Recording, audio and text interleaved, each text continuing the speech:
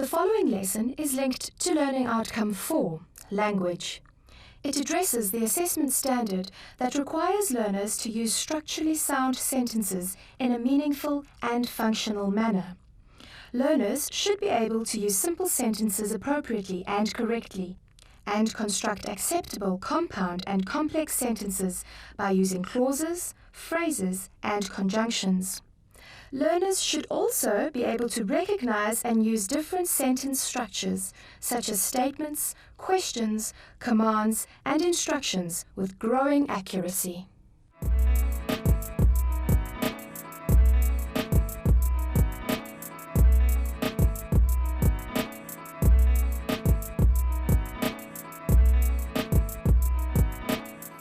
Hello, my name's Andre. In our lessons on editing texts, we've already looked at why we edit, some ambiguity, and punctuation and spelling errors. In this lesson, we're going to focus specifically on sentences.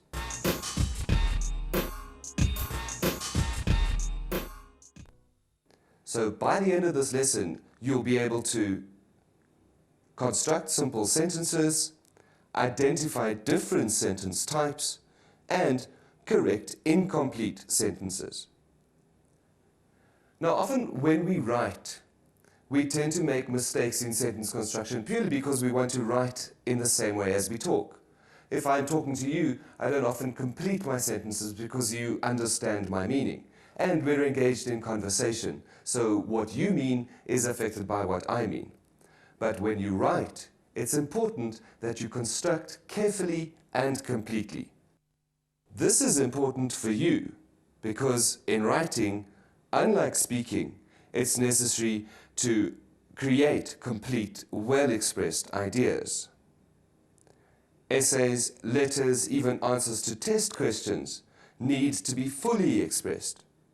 And in life generally, if you write well and you state things well, you create a good impression. So let's start with a definition of what a sentence is. A sentence is a complete idea expressed in words.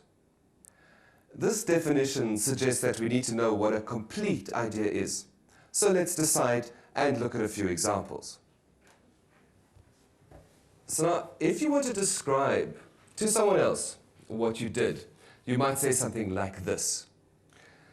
A sentence, I got into trouble at school for not doing my homework. Now it's easy to divide the meaning of the sentence into two parts. Have a look. I could say, I got into trouble at school, and then for not doing my homework.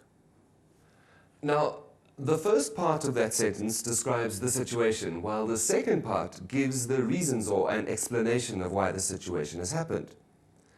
So let's think about which part of that sentence is unnecessary. Would we be able to state the sentence or the idea like this, for not doing my homework? Or would it be better if we just stated this? I got into trouble at school. So clearly the complete idea is I got into trouble at school. And then the second part of the sentence, for not doing my homework, is something we could say. But when we write, it's not complete. Have another look. For not doing my homework is not complete as an idea. What then is necessary for a complete sentence? Look at these three examples. I am going, not me, and who then? Of these examples, only the first one is a complete sentence. Let me show you. The I here is the subject, something doing in the sentence, and the am going is the verb, the description of action in the sentence. So, for a sentence to be complete, it has to have a subject, something or someone to refer to, and a verb, something to describe the action or a state of existence. Every sentence then, when you're editing, must have at least one verb and at least one subject. Now, remember that I've said one verb or one subject. You may have to add a subject to a sentence to make it complete while you're editing. You may have to add a verb or at least clarify a verb while you're editing. Importantly, I said at least one. There are sentences which can have many verbs, certainly more than one subject. Which brings us to our next focus. Let's look at this type of sentence. We'll concentrate now on the different types of sentences. We'll define here 3 different types of sentences, and then we'll mention one which combines 2 of these types. Let's look at our first type. It's called the simple sentence. The simple sentence we've given you, he enjoys music. All that's required for a simple sentence is one verb, for example in this sentence it is enjoys, and one subject, here again, music. Now let's look at the compound sentence. Here's an example of one. He enjoys music and he watches TV. What we could do here is state the first idea independently and the second idea, he watches TV, independently.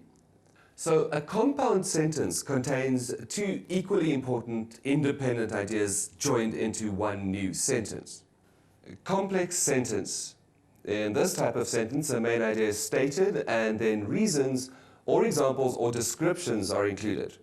Note that at least 2 verbs are necessary and there are some clues about place or time or manner within the sentence. Here's an example of one of these complex sentences.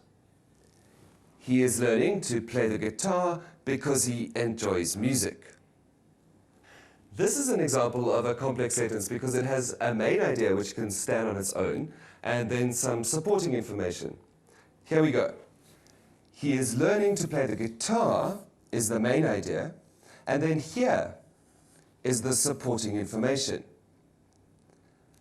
Let's define a particular kind of word quickly.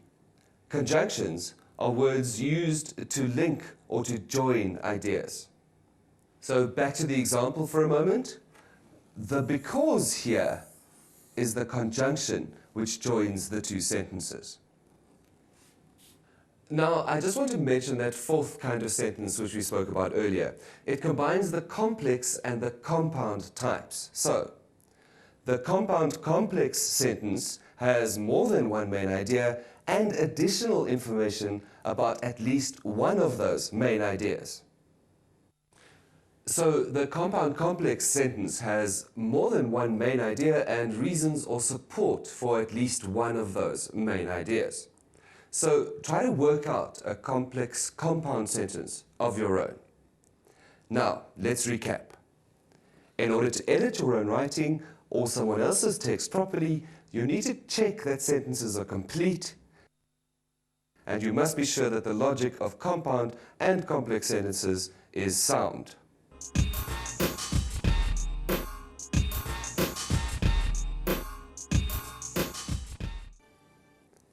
Correct these sentences by either adding a verb or a conjunction into them. First one, put it on the table, it belongs there. Second, you, away now. Number 3, it wasn't her fault, she cannot be blamed. And the last one, who, him. What this lesson has done for you is give you some idea of how sentences are constructed so that when you write, you can write good, clear, well-constructed sentences, and when you're editing, you can fix up sentences that other people haven't constructed so well. In our 4th lesson, we're going to look at more common errors that people make in their writing. I hope you join me then. Bye-bye.